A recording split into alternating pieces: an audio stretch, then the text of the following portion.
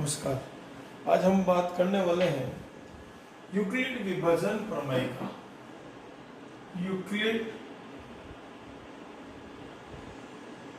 विभाजन प्रमेय का। इस प्रमेय का से अभिप्राय हमारा, यदि कोई दो पूर्णांक संख्या है, दो पूर्णांक धनात्मक पॉजिटिव इंटीजर धनात्मक पूर्णांक संख्या है ए और बी।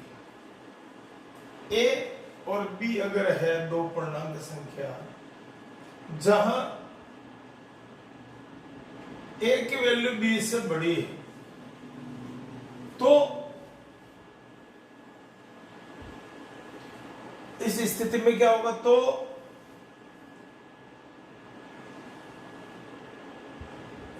Q व R क्या है? Q व R अद्वितीय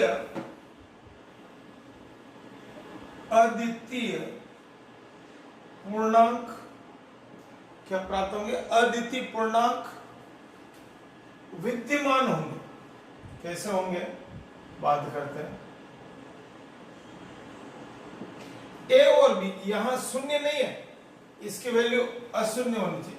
ए equal to B, Q plus R. सामान्य तौर पर ए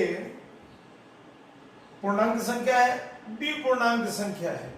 जब इसमें हम भाजन क्रिया करेंगे तो बी का डिवाइडेशन ए में होगा, तो हमको क्यू भागफल प्राप्त होगा और आर शेषफल होगा।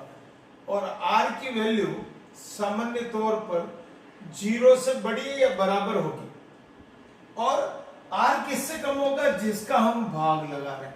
सामान्य तौर पर हम भाज्य बराबर भाजक इंटू भागफल प्लस शेषफल। हम छोटी क्लासों में ये विधि काम में लेते हैं, कलन विधि। इसमें हम भाजक का भाग लगाते हैं। सामान्य हम गुणा भाग जो भी करते हैं इसी विधि से, कलन विधि से करते हैं। लेकिन यूक्लिड विभाजन ये ग्रीक गणितज्ञ है जिन्होंने ये दिया, जिसके द्वारा हम भाजन क्रिया करते हैं और धनात्मक होनी चाहिए संख्याएं, उनके लिए हम बात करते हैं। इसका उपयोग HCF ज्ञात करने में किया जाता है। आइए एक समस्या पर बात करते हैं, उससे हमको स्पष्ट होगा। दो कोई भी धनात्मक पूर्णांक संख्या, क्या प्रश्न है हमारा? धनात्मक पूर्णांक संख्या 3Q व 3Q प्लस 1, 3Q और 3Q प्लस 1 तथा 3Q प्लस 2, 3Q प्लस 2 के रूप में व्यक्त की जा सकती है। के रूप में इसको प्रदर्शित कर सकते हैं, समझे आप? अब धनात्मक पूर्णांक संख्या को 3Q प्लस 1 और 3Q प्लस 2 के रूप में व्यक्त कर सकते हैं। कैसे कर सकते हैं? माना ए धनात्मक पूर्णांक संख्या है।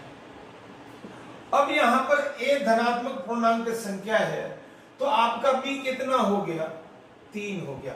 यहां पर 3Q1 ये जो आएगा 2Q 4Q 6Q, वो आपके बी की वैल्यू हो जाएगी। बी इज इक्वल टू 3 हो गया। आपका यूक्लिड विभाजन प्रमेय का A is equal to B Q plus R, जहां पर 0 बड़ा है R से, और ये यहां पर B आता है। सामान्य तौर पर क्या आता है यूक्लिड विभाजन में? A is equal to B Q या B यहां पर क्या है? A is equal to 3Q plus R। 0 से बड़ा होगा R, और R का मान इस b से छोटा होगा। b का मतलब 3 से। जब r का मान 3 से छोटा होगा तो क्या क्या स्थिति आ जाएगी, r is equal to 0, 1 and 2। यहां पर समझे शेषफल कितना होना चाहिए, 3 के बराबर या 3 से छोटा। हमेशा r की वैल्यू 3 से, क्योंकि बराबर होते ही तो डिवाइड हो जाएगा, तो 3 से छोटा होगा। अगर मैं r की वैल्यू इस प्रमेय का मैं रखता हूं a is equal to 3q plus 0, तो मेरे पास वैल्यू आ गई a is equal to 3q। अगर r की वैल्यू में 1 रखता हूं तो मेरे पास ये वैल्यू आ गई 3q plus 1। r is equal to अगर मैं 2 लिखता हूं तो मेरे पास वैल्यू आ गई 3q प्लस 2। ये समपूर्णांक है, ये विषम है और ये सम है। अब इसको चेक करते हैं कि हमने जो किया है वो सही है कि नहीं। 3q प्लस 1 और 3q प्लस 2 समझेंगे आप।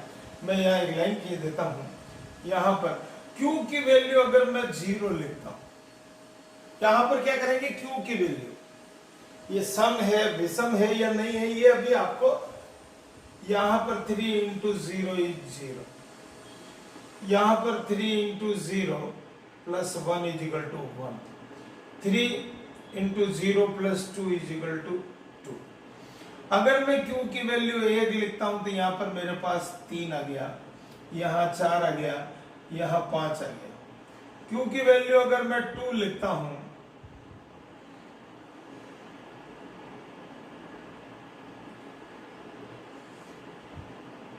थ्री 6 7 8। अब यह ध्यान से देखिए, यह धनात्मक संख्या के रूप में कैसे, 0 1 2 3 4 5 6 7 8। इसका मतलब अतः 3q प्लस 1 3q प्लस 2 धनात्मक पूर्णांक क्या है, धनात्मक पूर्णांक। कौन है, धनात्मक पूर्णांक। अगर मान लीजिए ऐसी ही एक समस्या है,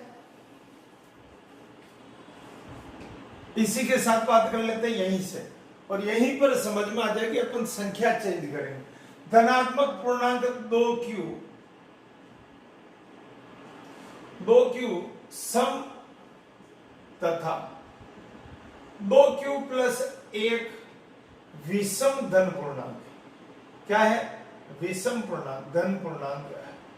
प्रश्न हमारा समझो, यदि धनात्मक पूर्णांक संख्या में 2q सम पूर्णांक तथा 2q प्लस 1 विषम पूर्णांक के रूप में व्यक्त किया जा सकता है, कुछ नहीं करना। माना a धनात्मक पूर्णांक संख्या b इज इक्वल टू 3 हो गया, 3 की जगह 2 हो गया। ये आपका यूक्लिड विभाजन प्रमेय का, यहां पर 2 कर देंगे, यहां पर भी आप 2 कर देंगे, सीधा है। हमने क्या बात करी थी, यहां 3 आ रहा तो शेषफल आ रहा 0 1 2, लेकिन अब जब यहां शेषफल कितना आएगा, 2 है तो 0 और 1, 2 से छोटी संख्या, एक कम संख्या आई है, हमेशा ध्यान रखना।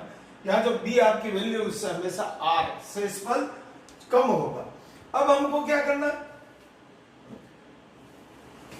यहां पर इस में r इज इक्वल टू 0 रख देते हैं, a is equal to 2q plus 0 equal to 2q, r is equal to 1, a is equal to 2q plus 1। हमारे पास ये स्थिति 2 प्राप्त हो रही है। हम क्या करेंगे, हम क्या करते हैं, इसको चेक कर लेते हैं, सम है विषम है क्या है। आइए, ये कह रहा है 2q और 2q प्लस 1।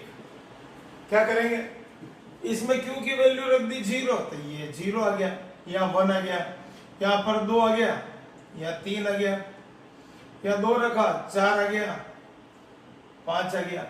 q की वैल्यू अगर 3 रखता हूं तो ये 6 आ जाएगा, ये 7 आ जाएगा। अब थोड़ा सा समझे, प्रश्न क्या कह रहा है कि इसमें सिद्ध करना है, हमको प्रूव करना है, दर्शाना है कि ये हमारा धनात्मक समपूर्णांक है और ये हमारा धनात्मक विषम पूर्णांक है, जहां ये 2q और 2q प्लस 1 दे रखा है। हमने इसमें मान रख दिया यूक्लिड विभाजन प्रमेयिका में, और इसको ये 2q आया, 2q प्लस 1 आया। अब हमने क्या किया, q की वैल्यू रखी, तो क्या ये है 0, 2, 4, 6, क्या ये आपका समपूर्णांक सम 1, 3, 5 विषम है, अतः इसको हम 2q और 2q प्लस 1 2q प्लस 1 को विषम धन पूर्णांक के रूप में व्यक्त कर सकते हैं। ये सम रूप में आएगा, ये विषम